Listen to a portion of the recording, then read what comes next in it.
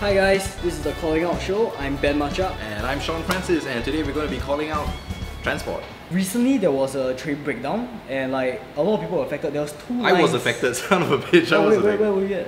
I was on the green line.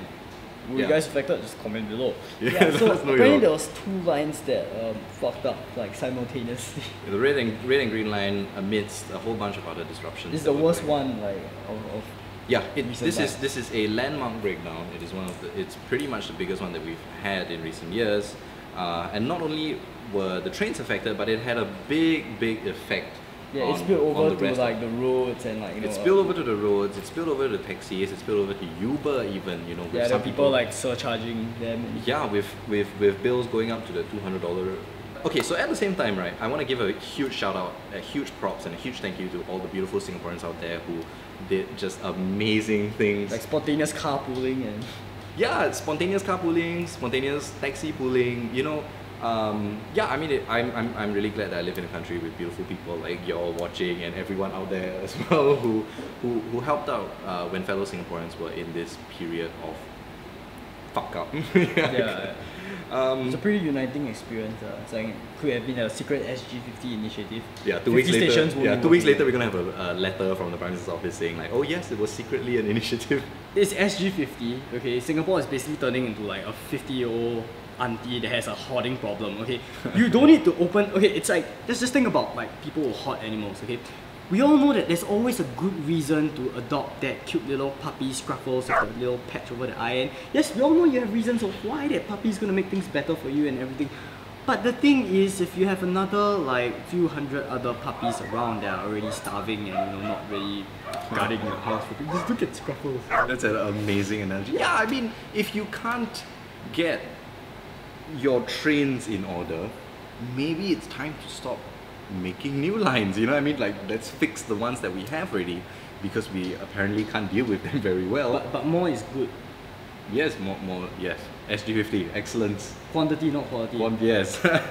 Man of the hour at the moment, Desmond Quek, who is the SMRT CEO, and Liew Tak Kiew, who is the Minister for Transport in Singapore. So these two people are in the spotlight right now because they are both affiliated to transport, and both of them are getting a lot of flack. But in my opinion, I think the responsibility of the train breakdown, not just the major one on 7th of July, but the train breakdowns that have been increasing from 2011 all the way to this point, I think the responsibility lies on Tak Kiew's shoulders. Yeah, I mean, ultimately he's a minister, whereas the other guy just has to be concerned about the company. Yeah. See, Desmond Quek is the CEO of SMRT, so his responsibility is really to profit to his employees. I mean, every business basically tries to sell you garbage at a good profit margin. I mean, right? maybe it's a business plan. You bring down the like supply to increase the demand, but at the same time, I don't think Tak Kiew is entirely to blame because this is just I feel that the whole trains fucking up and everything is just a symptom of a bigger problem. Alright. We have been bringing like what? Okay, the population increased. Okay, it's gonna affect everything. Yes. Okay, it's just an infrastructure that cannot deal with the insane amount of growth that we're having. Yeah, I think what we're experiencing right now is a crumbling infrastructure. We're bringing in a whole bunch of people. Like maybe the system just wasn't built to maybe cater to this conspiracy much, theory. Right? What if Singapore was never meant to hold that many people? You know what I mean? So we're on path to hit 6.9. Eventually, we're going to go up to 7, 8, 9 with the big number 10 million somewhere in sight. Right. But is it really possible to have a good transport system that runs really well with like 7 million population? Well, it's interesting that you should say that because we have a sister country that has a population of about 7 million. Stop comparing us with Australia and UK. Yeah, so we have a mirror country or a sister country, and that country is Hong Kong. Okay, I was gonna ask, are they Asian? Yes, okay, so yeah, thank God they're Asian as well.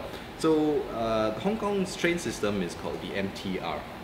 It's kind of like MRT, but MTR. That's how much of a sister country they are. And apparently it is several notches above Singapore's transport system. You want to know why?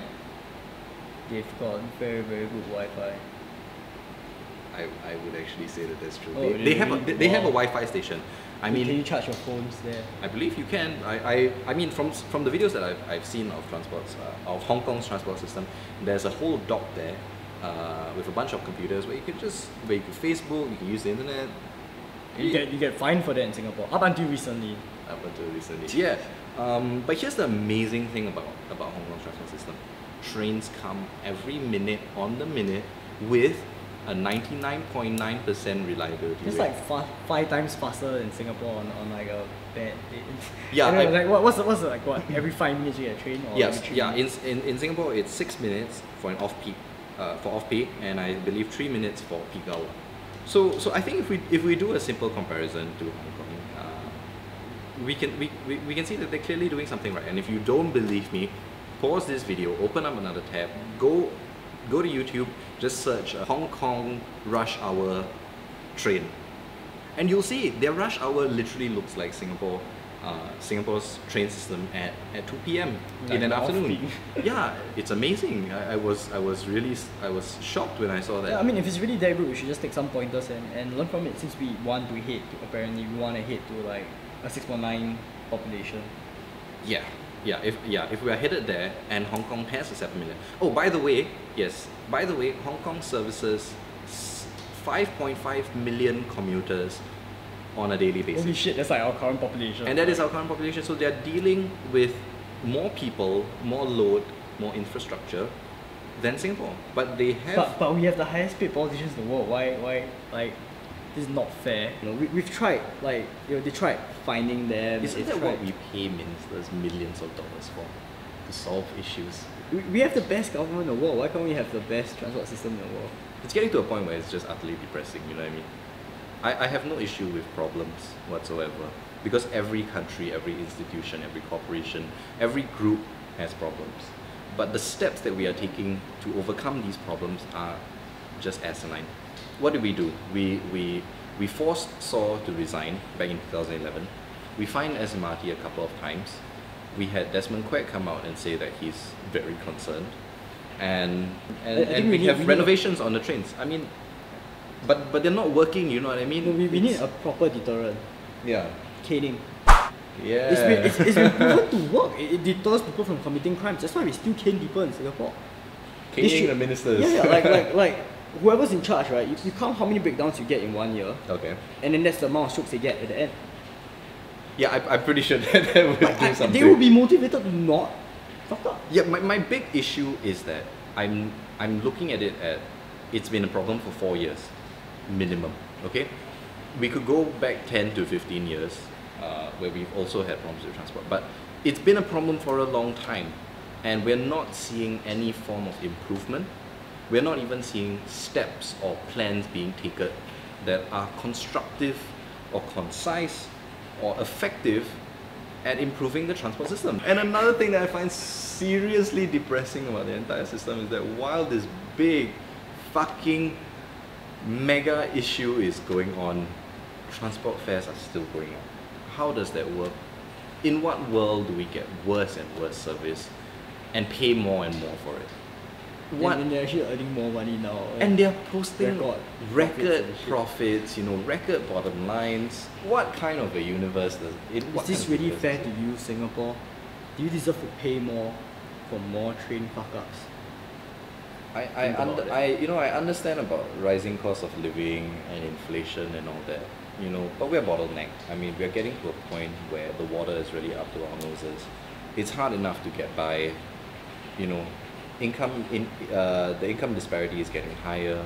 And all the everyday man wants to do is get back home to his family after doing a job that he's being underpaid for. Yeah. And then what happens?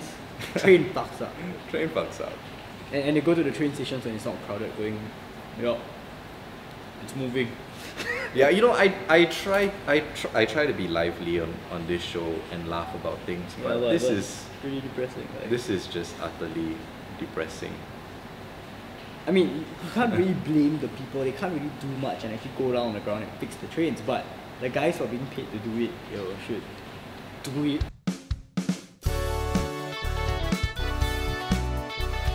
If you think we're spot on or if you think we're completely off, do tell us, do let us know in the comment section below. Yeah, let us know what you think. And if you like what we're doing and you'd like to see us continue what we're doing, do check out our Patreon. It is in the description box below. We have more coming up, so do check out our page on our Facebook and everything else. If you guys are interested, you know, you want to start a new show, you want to work with us, you're a writer, comedian, whatever, you know, send us a message. You know, we want to expand, we want to do more things. So Yeah, like, share, subscribe if you like this video, and we will see you same time, same place next week.